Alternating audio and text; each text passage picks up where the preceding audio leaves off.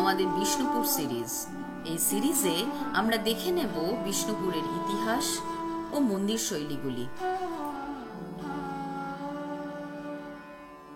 সঙ্গে থাকবে আমাদের থাকার জায়গার বর্ণনা। মন্দির নগরী ঘুরতে চান কিন্তু একটু সবুজের মাঝখানে থাকতে চান, তাদের জন্য বেস্ট থাকার জায়গা হলো ব্যালকনিতে এলেই ধান চাষ, পাশ দিয়ে বয়ে গেছে নদী। আর জেনে নেব বিষ্ণুপুরের লোকশিল্প। একটা হিন্দু শাস্ত্রের জিনিস একটা মুসলিম সম্প্রদায়ের বাড়িতে খেলা চলছে, এই দিকে হতবাক্য হন।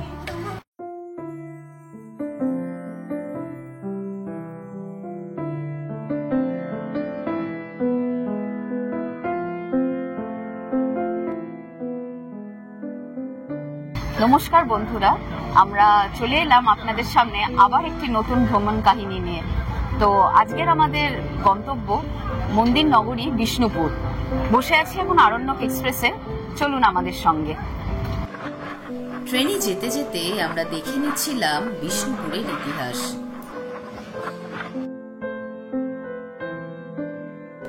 মল্ল রাজারা বিষ্ণুপুরে প্রায় 1000 বছরেরও বেশি রাজত্ব করেন। মুঘল বাদশাহ আকবরের সেনাপতি মান সিং এর ছেলে জগৎ সিং এর প্রাণ রক্ষা করার জন্য বীর হাম্বিরকে মানসিংহ বেশ কিছু জমিদারি ও কেল্লা প্রদান করেন এই অঞ্চলে। ক্রমশ বীর হাম্বিরের যোগসূত্র রচিত হয় মুঘল দরবারের বাদশাহ আকবরের সঙ্গে। মুঘল আনুকূল্যে ক্রমশ স্ফীত হতে থাকে মল্ল রাজাদের সাম্রাজ্য। এদিকে শ্রী চৈতন্য প্রবর্তিত গৌড়ীয় বৈষ্ণব ধর্ম নবদ্বীপ থেকে পুরী ও বৃন্দাবন হয়ে আশ্রয় গ্রহণ করে এই বিষ্ণুপুরের মাটিতে। মল্লরাজরা ছিলেন এই গৌড়ীয় বৈষ্ণব ধর্মের পৃষ্ঠপোষক। সেই থেকেই এই অঞ্চলের নাম হয় বিষ্ণুপুর। বিষ্ণুপুরের প্রত্যেকটি মন্দিরই বৈষ্ণব ধর্ম প্রভাবিত। মন্দিরগুলির মূল পূজ্য দেবতা হলেন রাধাকৃষ্ণ এবং দেওয়াল চিত্রগুলিও মূলত রাধাকৃষ্ণ প্রভাবিত। এছাড়াও চিত্রিত হয়েছে রামায়ণ, মহাভারত ও পুরাণের নানান গল্প। এমনকি চিত্রগুলিতে মুঘল, রাজস্থানী ও গুজরাটি প্রভাবও দেখতে পাওয়া যায়।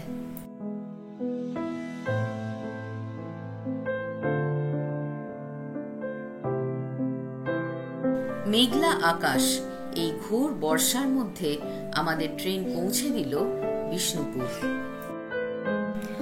আরণ্যক এক্সপ্রেস ছাড়াও রূপসী বাংলা এক্সপ্রেসেও পৌঁছতে পারেন বিষ্ণুপুর।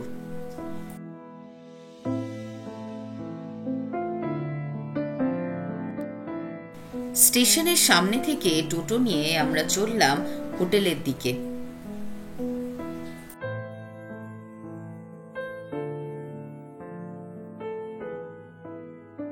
পথে টেরাকোটা মন্দিরের মিনিয়েচার ভার্সন চোখে পড়ল। এবার দেখে নিই টেরাকোটা জিনিসটা কি। টেরাকোটা একটি ল্যাটিন শব্দ। টেরা অর্থাৎ মাটি আর কোটা অর্থাৎ পোড়ানো। মানুষের ব্যবহার্য পোড়া মাটির তৈরি সকল রকমের দ্রব্যই টেরাকোটা নামে পরিচিত। আঠালো মাটির সঙ্গে খড়কুটো, তুষ প্রভৃতি মিশিয়ে কাদামাটি প্রস্তুত করা হয়। সেই মাটি থেকে মূর্তি তৈরি করে রোদে শুকিয়ে আগুনে পুড়িয়ে টেরাকোটা ভাস্কর্য তৈরি করা হয়। পশ্চিমবঙ্গের পোড়ামাটির মন্দির বাঁকুড়া ছাড়াও সম্পূর্ণ রাঢ় বাংলায় যেমন বর্ধমান, পুরুলিয়া, বীরভূম, মুর্শিদাবাদ, হুগলি ও হাওড়ায় দেখতে পাওয়া যায়। এসবের মধ্যে বিষ্ণুপুরের টেরাকোটা মন্দিরই সবচেয়ে জনপ্রিয়।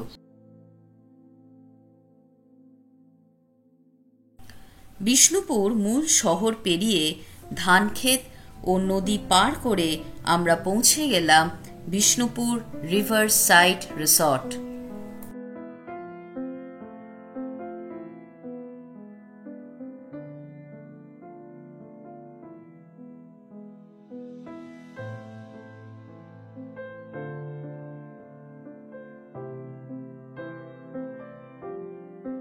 রিসেপশনে ঢোকার পরই আমাদের স্বাগত জানানো হলো একটা চিল্ড ওয়েলকাম ড্রিঙ্ক দিয়ে। এই যে আমাদের রুম, খুব সুন্দর। হ্যাঁ, ডান দিকে টিভি, ওয়ার্ড্রোব, এসি,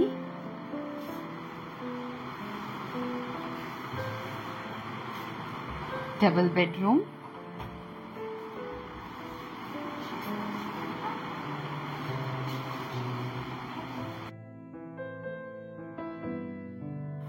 বাথরুমটা দেখে নি। এই হচ্ছে বাথরুম, বেসিন, কমোড, এই কমোড, গিজার আছে, শাওয়ার আছে। আচ্ছা, সবচেয়ে সুন্দর এবং এখানটা নেয়ার কারণই হচ্ছে, এই জায়গাটা চুজ করার কারণই হচ্ছে এইটা, এই ব্যালকনি। এই ব্যালকনি থেকে শুধু সবুজ সবুজ আর সবুজ। আর ডান দিকে, হ্যাঁ পুরোটা ধান ক্ষেত, এদিকটা পুরো ধান ক্ষেত। আর এই সাইড দিয়ে কাশফুল কিছু এক মাস মধ্যে। হ্যাঁ, আমি আশা করেছিলাম এখানে হয়তো কাশফুল হবে। এইদিকে ডান দিকে হচ্ছে নদী। এটা যদি আরেকটু পরে বা পুজোর সময় আপনারা আসতে পারেন, পুরো কাশবনে ভরে থাকবে। প্রচুর পাখি, প্রজাপতি আর অগুন্তি ফড়িং উড়ে বেড়াচ্ছে চারিদিকে। যেহেতু বৃষ্টি হয়েছে, ফড়িং গুলো মাটি থেকে সব উড়ে বেড়াচ্ছে এখন আকাশে। প্রচুর ফড়িং, প্রচুর প্রজাপতিও আছে। প্রজাপতি, পাখি তো এসে থেকেই 4-5 রকমের পাখি পেয়ে গেছি দেখতে। এটা একটা ড্রয়িং রুম, সামনেই। ইন্টেরিয়রটা ভীষণ সুন্দর। বাইরে বারান্দায় আসা যাবে, দরজাটা খুলে দিয়ে চলে আসছে।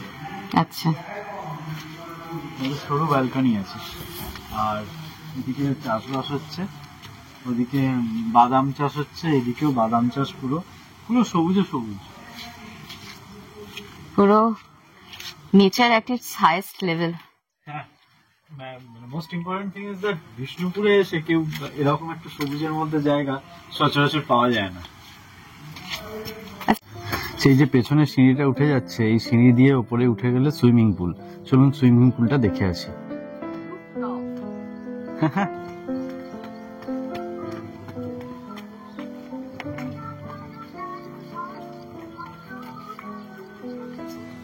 আচ্ছা,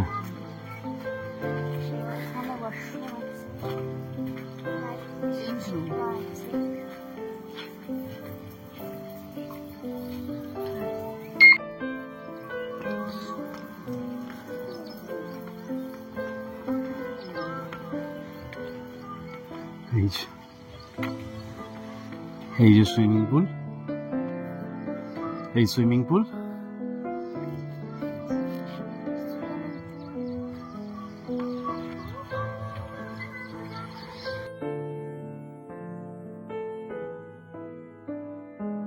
এই যে ছাদ থেকে দেখা আমাদের হোটেলের পাশ দিয়ে বয়ে যাওয়া নদী।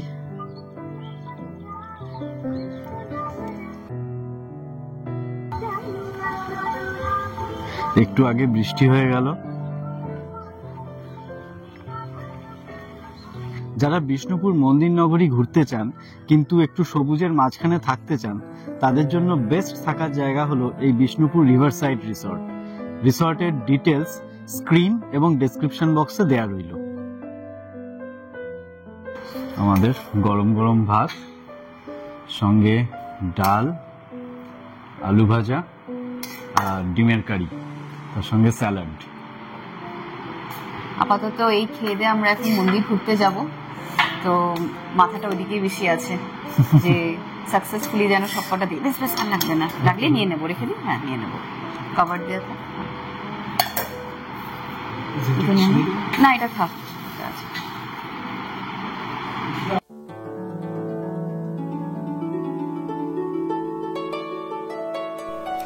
স্থাপত্য শৈলীর দিক দিয়ে বিচার করলে বিষ্ণুপুরের মন্দিরগুলিকে দেউল, চালা, রত্ন বিভিন্ন স্থাপত্যগত পর্যায়ে ভাগ করা যেতে পারে। প্রথমে আসি দেউলে। যে মন্দিরগুলির স্থাপত্য রেখা বা টাওয়ারের মতো উঠে গেছে তাদের রেখ দেউল বলে। এই পর্যায়ে মন্দিরের সংখ্যা বেশ কম। মূলত দেউল পর্যায় মন্দিরগুলি বাংলায় আবির্ভাব হয়েছে উড়িষ্যা থেকে। তবে উড়িষ্যার রেখ দেউলের সঙ্গে পীর বা জগমোহন একসাথে জুড়ে থাকে। বাংলায় মূলত রেখ দেউলই অ্যাডপ্ট করা হয়েছে।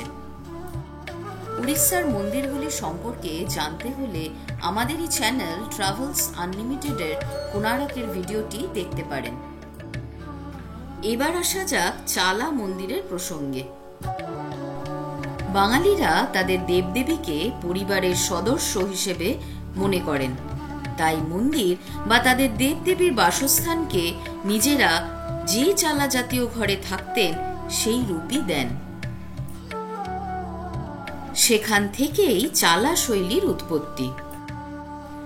এই রীতির মন্দিরগুলির গঠন ভঙ্গিমা বর্গাকার। এই মন্দিরটিতে 4টি ঢাল বিশিষ্ট চাল থাকায় একে বলা হয় চার চালা মন্দির।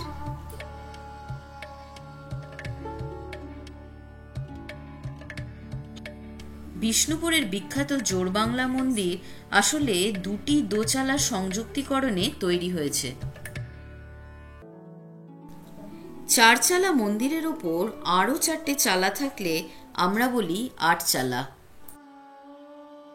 আমাদের আশেপাশে প্রচুর এই ধরনের মন্দির দেখতে পাওয়া যায়।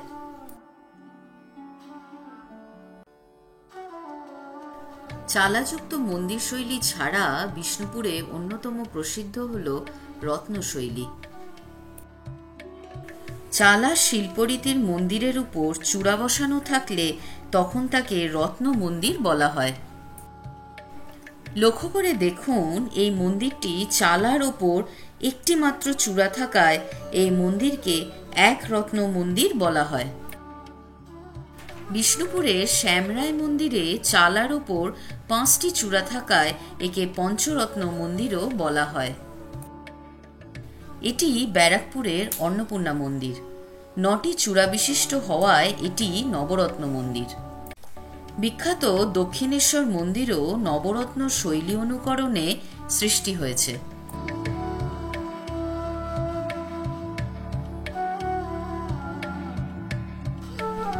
এতক্ষণ যে স্থাপত্য শৈলী দেখলাম, রাসমঞ্চ তা একটিও অনুসরণ করে না।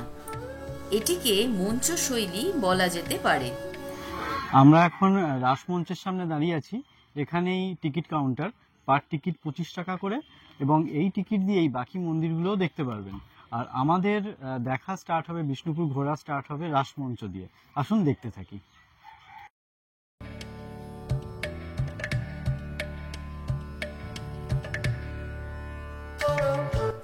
পিরামিড আকৃতির চূড়া বিশিষ্ট ল্যাটেরাইট পাথরের প্রশস্ত ভিত্তিবেদির ওপর প্রতিষ্ঠিত এই ইমারতটি কেবল বাংলার নয়, সমগ্র ভারতবর্ষেই বিরল।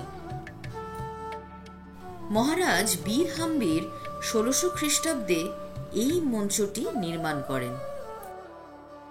অল্ল রাজাদের আমলে রাস উৎসবের সময় যাবতীয় রাধা কৃষ্ণের বিগ্রহ জনসাধারণের দর্শনের জন্য এখানেই জড়ো করা হতো।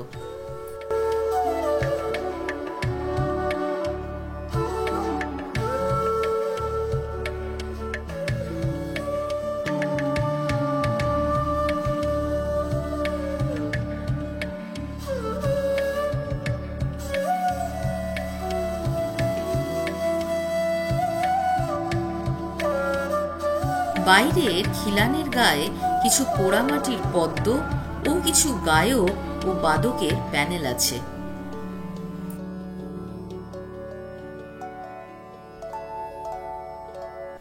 এছাড়া আর বিশেষ কোনো ভাস্কর্য এই মঞ্চের গায়ে বিশেষ দেখা যায় না।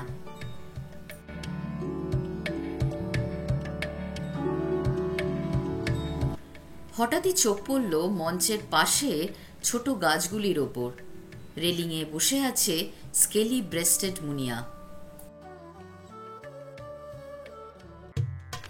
রাসমঞ্চ দেখার পর আমরা চলে এলাম দলমাদল কামান দেখতে। প্রচন্ড বৃষ্টি হচ্ছিল, তার মধ্যেই আমরা কামান দেখে নিলাম। দলমর্দন থেকে দলমাদল কথার উৎপত্তি।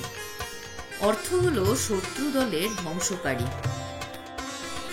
কামানটির দৈর্ঘ্য 12 ফুট 5 ইঞ্চি ও পরিধি 11 ইঞ্চি।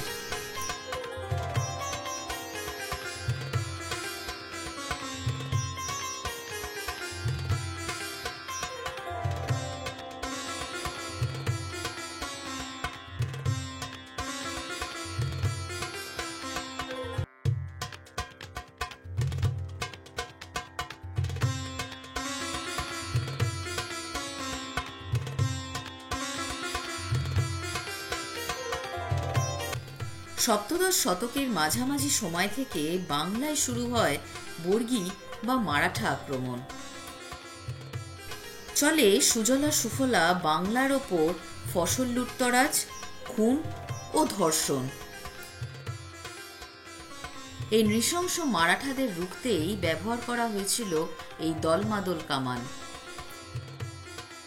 তবে গল্পকথায় আছে বর্গী হামলা রুখতে এই কামান চালান স্বয়ং শ্রীকৃষ্ণের আর এক রূপ মদন মোহন।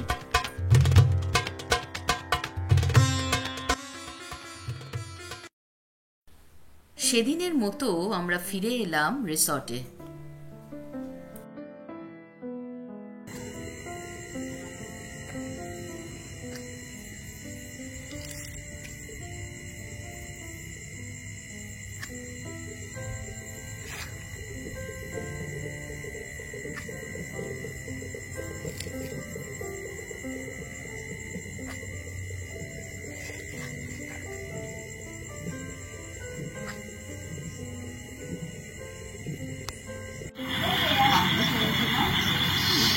রাত্রিবেলা আমাদের ঘরের বাইরেটা ঘুটঘুটে অন্ধকার। এই দিকটাতে পুরো ধান ক্ষেত, আর এইখানে নদীটা বয়ে যাচ্ছে। চূড়ান্ত অন্ধকার। এইখানটাতে ঘরের লাইটটা পড়ছে আমাদের, এইটুকুই লাইট। মোটামুটি এই সারাউন্ডিংসে আমাদের হোটেল ছাড়া আর কোনো বসতি নেই, আর পুরো হোটেলে আমরা একমাত্র।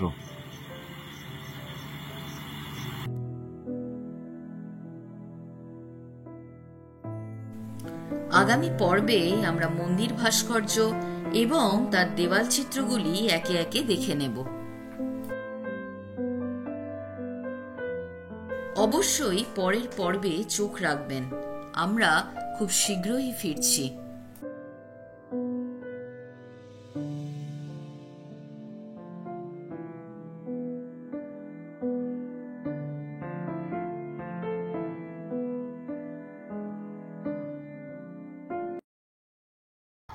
যদি এই ভিডিওটি ভালো লেগে থাকে তাহলে অবশ্যই লাইক ও সাবস্ক্রাইব করবেন আমাদের চ্যানেল ট্রাভেলস আনলিমিটেড। বেল আইকনটা অবশ্যই প্রেস করবেন যাতে নতুন ভিডিও এলে তার নোটিফিকেশন আপনারা সঙ্গে সঙ্গে পেয়ে যান। ধন্যবাদ।